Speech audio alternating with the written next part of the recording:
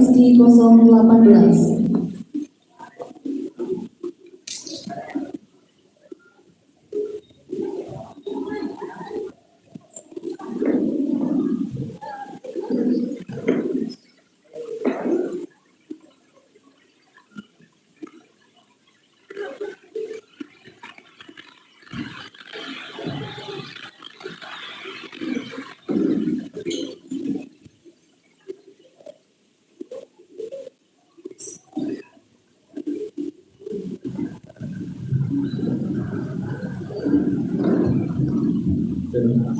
Permisi, mohon untuk dibantu dan maju.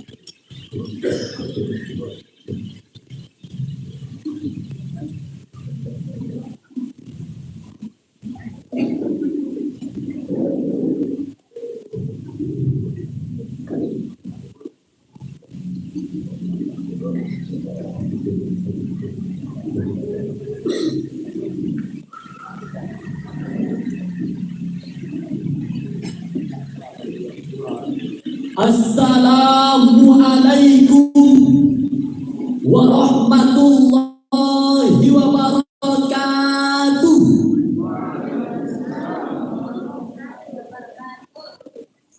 Alhamdulillahilladzi aujaba alaina bi ihsan wa ikramil alami wa harrama alaina bil quluwati fi dinil Islam. Assalatu wassalamu ala sayyidina Muhammadin khairil iman wa ala alihi wa sahbihi sabiqina bil iman, amma ba'd. Dewan Hakim yang arif dan bijaksana, hadirin kaum muslimin sebangsa dan setanah air yang berbahagia.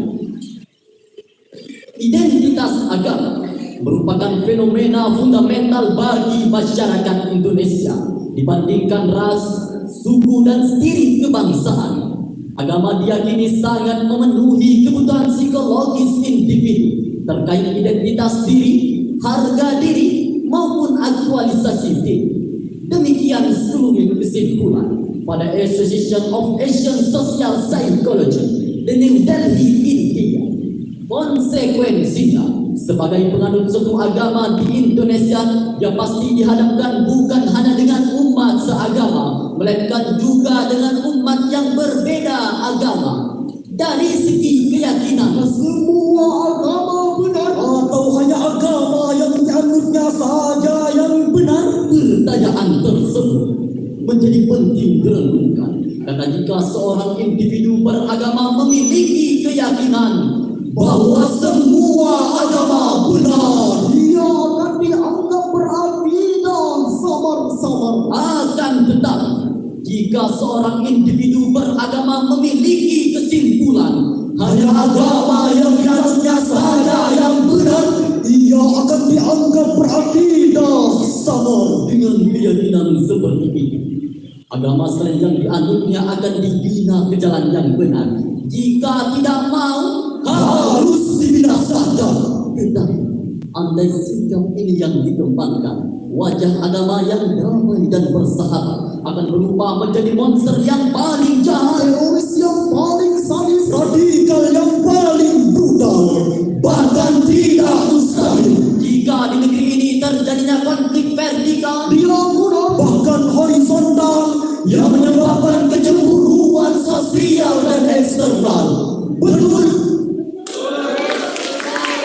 Lalu bagaimana upaya mengantisipasi agar identitas ajaran dan perilaku umat beragama tidak menjadi perpecahan di tengah-tengah kebinekaan di negeri tercinta ini? Sebagai jawabannya, moderasi toleransi beragama dalam mengimplementasikan nilai-nilai Al-Quran sebagai wujud Islam rahmatan lil alamin menjadi tema Syahrul Quran yang akan kami bawakan pada kesempatan kali ini dengan landasan Al-Quran Surah Al-Baqarah ayat 143. أعوذ بالله من الشيطان الرجيم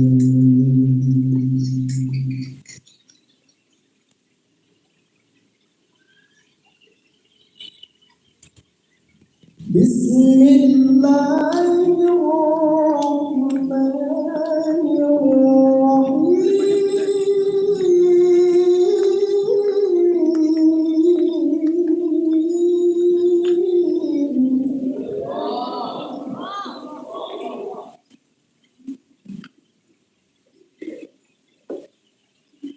وكذلك جعلناكم أمة وسطا لتكونوا شهداء على الناس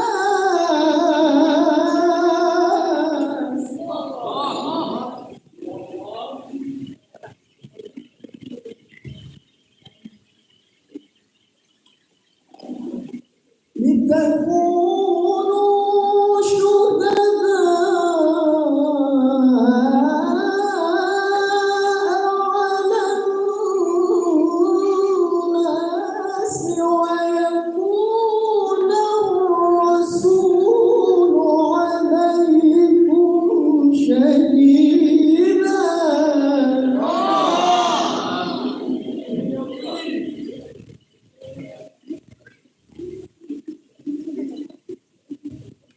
وما جعلنا القبلة التي كنت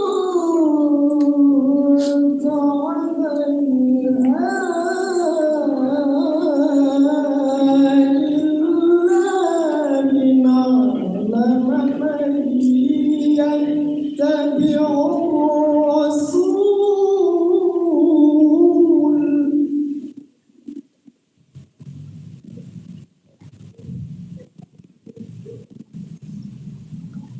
إلا لنعلم من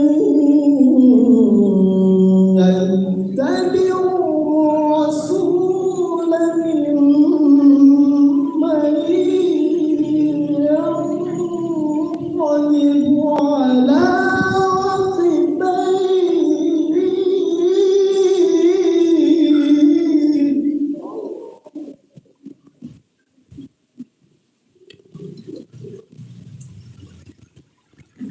وإن كانت لكبيرة إلا على الذين هدى الله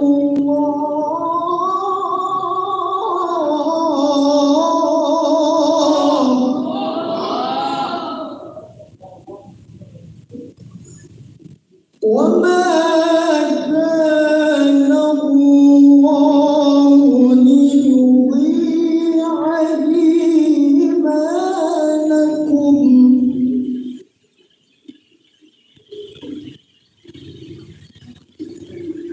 إن الله بالناس لرؤوف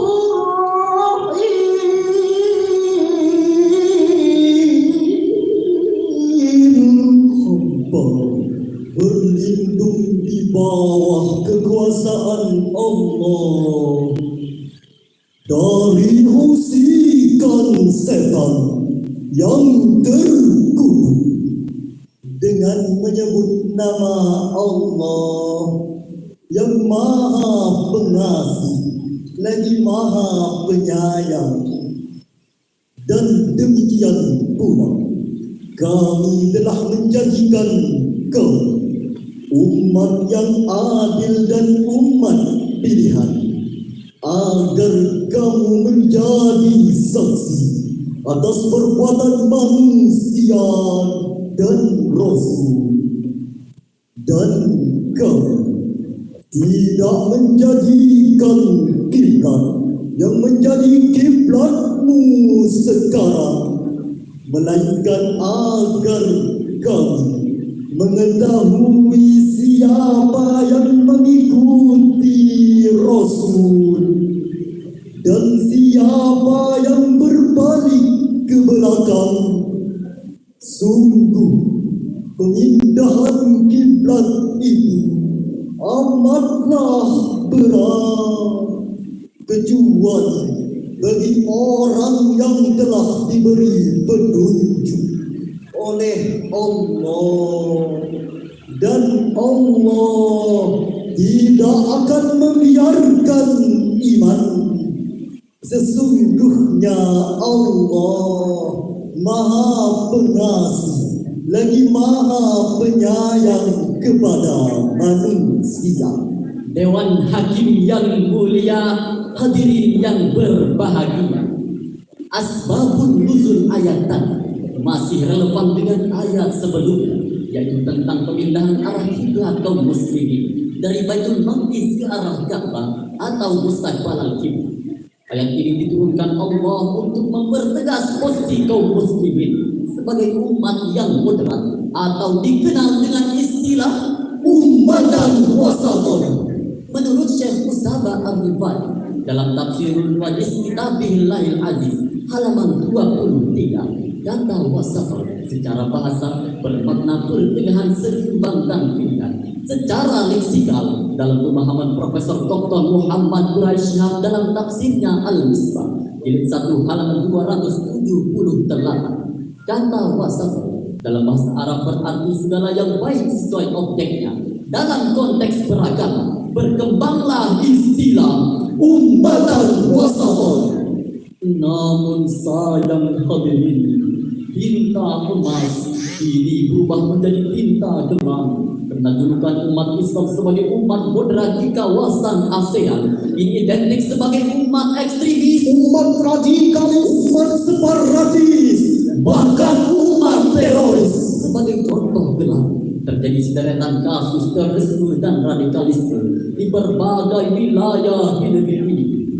Mulai dari pembunuhan pekerja jembatan di Papua, aksi terorisme di Mapolda Riau, pembunuh diri di Surabaya, dan di kota yang sama kasus peledakan bom yang menyebabkan 3 gereja hancur lebur, yang mengakibatkan puluhan nyawa tak berdosa meninggal dunia. Ini jelas, sekali lagi ini jelas tidak mencerminkan sikap seorang moderat pendebar maslahat, tetapi sikap seorang penjahat pembawa mafsadat. Na'udzubillah min dzalik. Pemahaman ini hadir dalam istilah agama disebut gulu, yaitu sikap berlebihan dalam beragama sehingga melampaui batas-batas. Demikian penjelasan Ibnu Hajar Al-Asqalani dalam kitabnya yang masyhur Fathul Bari jilid 13 halaman 278. Timbul pertanyaan, bagaimana solusi menemukan sikap seorang moderat dalam kebinekaan menurut Al-Quran? Sebagai jawabannya, mari kita renungkan firman Allah di dalam Al-Quran surah Al-Mumtahanah ayat 8. La yanhakumullahu 'anil ladzina lam yuqatilukum fid din wa lam yukhrijukum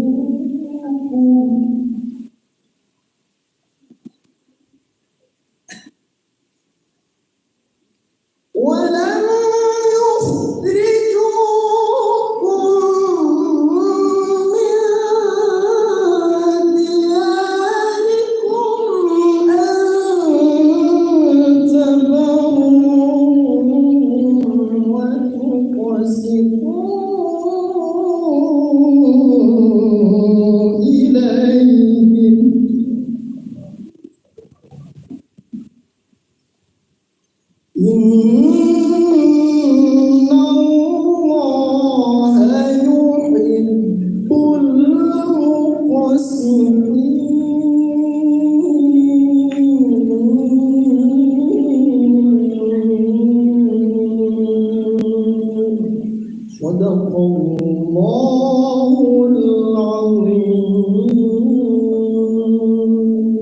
Allah tidak melarang kamu untuk berbuat baik dan berlaku adil terhadap orang yang tidak memerangimu karena agama dan tidak mengusir kamu dari negeri.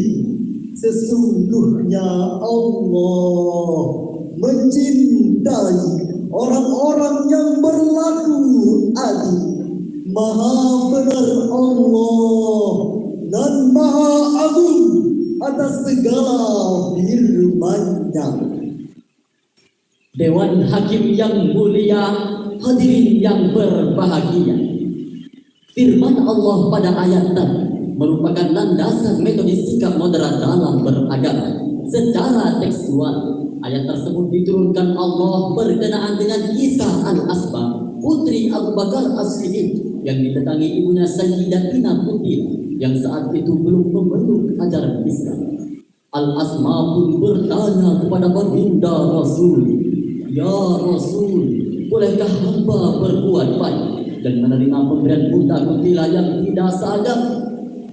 Rasulullah sallallahu alaihi wasallam menjawab, "Boleh wahai Asma binti Abu Bakar." Sikap Rasulullah ini dibenarkan Allah Subhanahu wa taala dengan diturunkannya Quran surah Al-Mumtahanah ayat 8 yang diriwayatkan oleh Imam Ahmad dan Imam Al-Hakim yang bersumber dari Abdullah bin Zubair.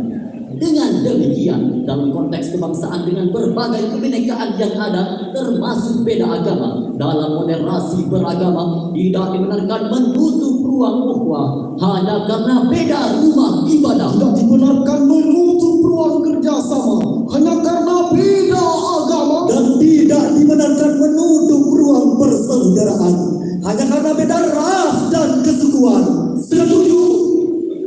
Ini saatnya kita sebagai bangsa menatap masa depan dengan mau Bergandeng tangan.